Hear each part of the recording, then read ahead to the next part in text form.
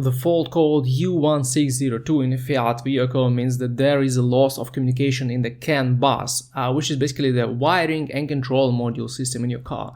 The code doesn't give a complete understanding of where exactly the signal was lost, so I will tell you about two scenarios and what you can do when you see them. Firstly, if the U1602 is not the only code that is registered with a good professional scanner or diagnostic software, it means that probably the U1602 is just a ghost code that will be gone once you fix the initial problem. I often see, for example, an O2 sensor related code accompanied by this CAN bus communication error code.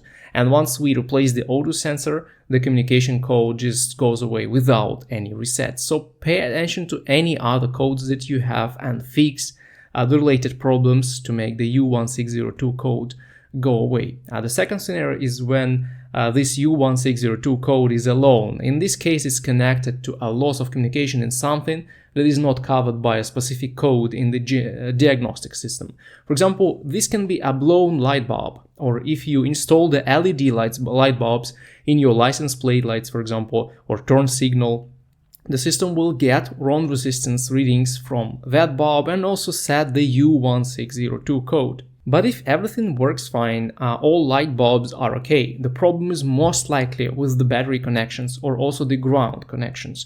You should inspect them, clean any corrosion or contamination, retighten the main ground cables on the body and engine, and see if this helps. But sometimes the investment of time and money to find the culprit for this code just isn't worth it, since it may be a small wiring issue that basically doesn't affect how your car works.